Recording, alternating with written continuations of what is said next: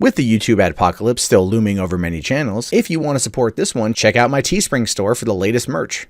Hey, what's going on, everyone? My name is Matt Jarbo. This is 3 Buck Theater, and we finally got a look at Spider-Man Into the Spider-Verse with a full trailer, a full two and a half minute long trailer. I don't know if I'd call it a story trailer, but definitely giving us a better look into what to expect from the film, as what to expect from Miles Morales and Peter Parker, and also Spider-Gwen. That's a thing. That was shocking. That was a good shock for the trailer. But this is one that I'm very much looking forward to.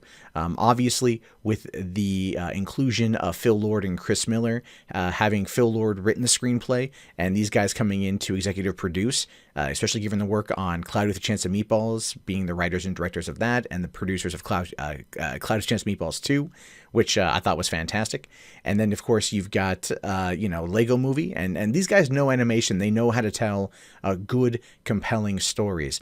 And there's one key theme that runs among all of their animated works, and it has a lot to do with sons and fathers. And that's what this entire trailer, in my opinion, was about. Like, the crux of the trailer was all about Miles Morales and his father, and how that's going to be a key integral part to this particular film. And I loved it. I freaking loved it.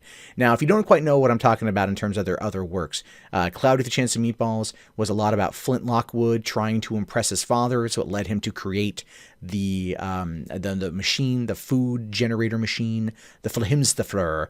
And then in Cloudy 2, it had a lot to do also with bonding of the son and father, the father realizing that he wants to be there for his son, and that's still playing into the theme, although not as heavy. It was still a continuation from the previous film.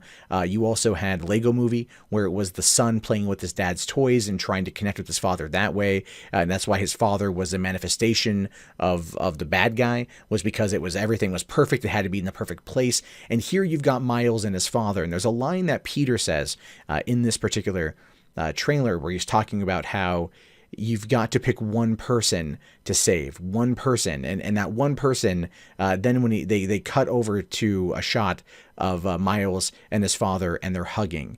And then, of course, I thought that was great. I thought that was a good little line, a good little moment just for the trailer, showing how these two are going to be interacting, where Miles is going to be the adolescent that doesn't want to be, around his father. And Peter's going to end up kind of being the father figure in regards to the mentor. But ultimately, it's going to boil down to Miles going to save his dad, and Miles going to protect his family, because his father is a police officer. And that was actually, again, a really great little moment in the trailer, when the father is, driving him to school, and everyone sees him in the back of the cop car, and he's like, oh, Miles, you get arrested. And then, he's like, Dad, let me off here, speed up. Can't you run red lights? And he's all like, some cops do, but not me, and then like doing the whole driving him to school kind of, it's a good father move. He may be embarrassed, but ultimately it's a good father move, because I guarantee a lot of those kids at that prep school probably don't have solid relationships with their dad, and probably don't get embarrassed by their fathers as much as they should. But what's really fantastic about it, in my opinion, was just the whole, like, bye Miles, I love you. And he's like, bye Dad. And then he's like, gotta say I love you. And like gets on the bullhorn and starts telling him, like, gotta say it, gotta say I love you, Dad, I love you, Dad. And he finally says it and just goes, copy that. To me, that was a wonderfully amazing moment. The fact that it's an animated film that is showing the bond between father and son, that's playing up being a father, and in a positive way.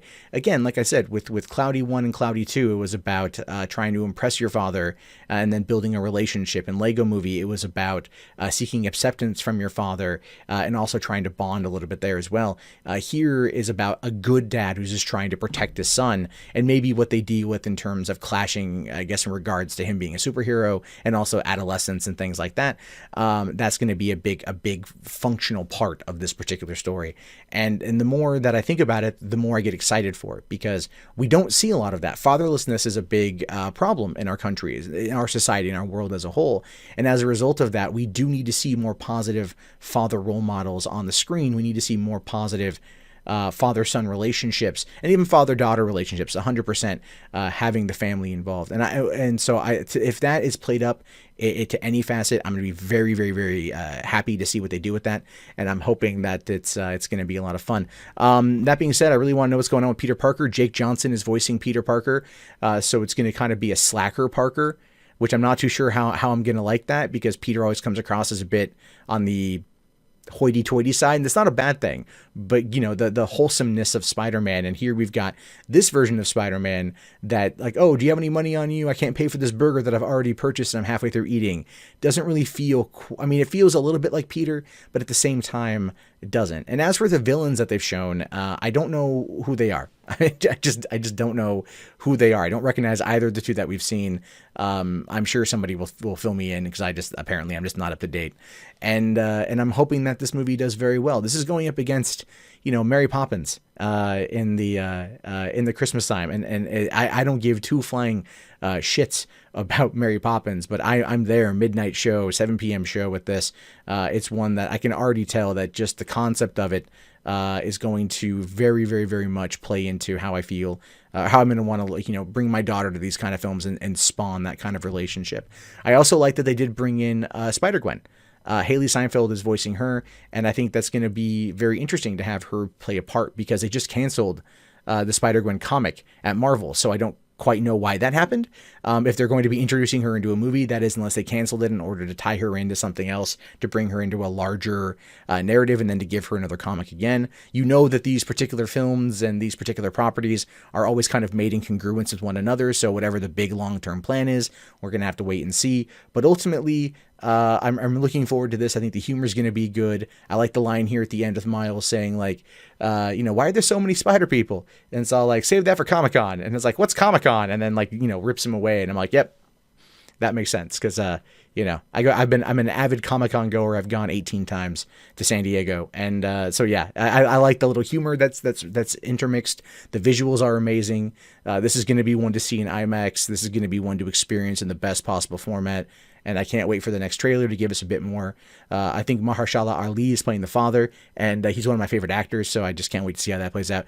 So, look, I was a little apprehensive when I first heard about this movie, because it wasn't being done through Marvel, it's being done through Sony Animation. And quite frankly, I think they've knocked it out of the park, and Disney needs to get off their ass and start making animated films with the Marvel stuff.